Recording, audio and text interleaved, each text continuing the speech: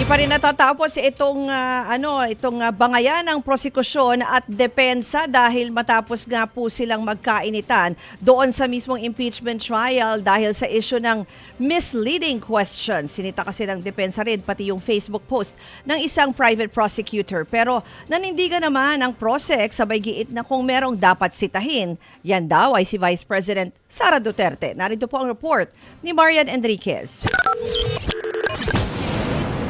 Questions are not allowed. They are allowed. Councils, I need to lecture please, you that. councils. Ang init ng sagutang yan sa impeachment court umabot hanggang social media. Naging meme na nga ang nasyok na si Private Prosecutor Attorney Bettina Zamora. Si Private Prosecutor Attorney Amando Ligutan naman napapost online. Giit niya, and I quote, "A principle all lawyers and law students know by heart. Misleading questions are not allowed even on cross-examination." Walang pinangalanan si Attorney Ligutan, pero kinall-out yan sa pamamagitan ng manifestation sa Senate Impeachment Court ni Defense Lead Attorney Sheila Sison. I find it troubling that a private prosecutor would do this in the middle of a courtroom hearing. Because as far as I'm concerned, impeachment court is also a court of decorum. I really just find it in bad taste to do this at this time. And I think it is inappropriate to do that to a fellow member of the bar because Nagmanifest naman si Lead House Prosecutor Jervy Luistro na kung pwedeng sagutin ni Attorney Ligutan ang pahayag ng defense. Pero hindi na sila pinayagan ni Presiding Officer Cheese Escudero. I asked the clerk of court to monitor the public statements of the councils of the parties this past week. And one side has been crossing the line many times. And in fact, the presiding officer is already in the process of drafting a ruling and a warning and an order pertaining to this. Pero sa ambush interview kay Attorney Ligutan, iginiit niya na hindi niya buburahin ang naturang post. I don't feel any regrets. I'm not guilty of anything. Hindi po allowed ang misleading question. Hindi ko yan buburahin kasi yun po yung nakasaad sa ating rules of court. Walang bad faith, walang malice. Giniit din ng prosekusyon na walang nilabag na subjudice rule si Ligutan.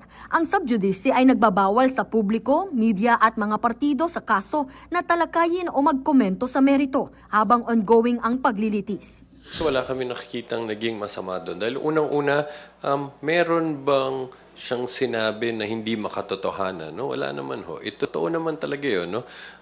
Either direct or cross-examination, hindi pinapayagan. Dapat itabi nung pong presiding officer ito pong pag-iyak ng depensa dito po sa bagay po na ito.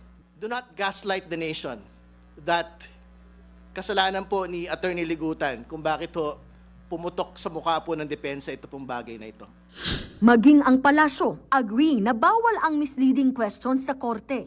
As a lawyer, basic. This is so basic.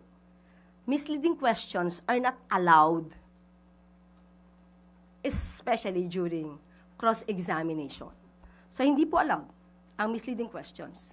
Kasi para mong niloloko yung witness mo at pipilitin mong sumagot na oo o hindi. Samantala, ayon sa prosekusyon, kung meron mang dapat sitahin ang impeachment court, walang iba kundi si Vice President Sara Duterte. Kung meron tayong unang dapat tignan na naglabag sa subjudice rule na yan, huwag natin kong kalimutan sa cloud din ho nitong subjudice rule na to, ang Vice Presidente mismo. So, she attacked the integrity of the impeachment court itself, no? Dahil sinasabi niya, binabaduktot daw ang batas dito sa pagdinig na to.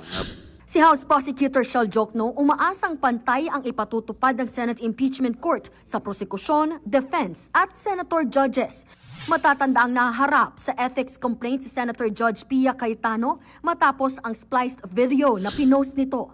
Kahapon tumanggi nang magkomento si defense spokesperson Michael Powa sa issue. Pero giit niya, in fairness, bigyan din naman natin si Attorney Ligutan ng pagkakataon na magsalita dahil hindi siya nakapagsalita. I also don't want to add fuel to the fire. So nasabi naman, kailangan nang sabihin.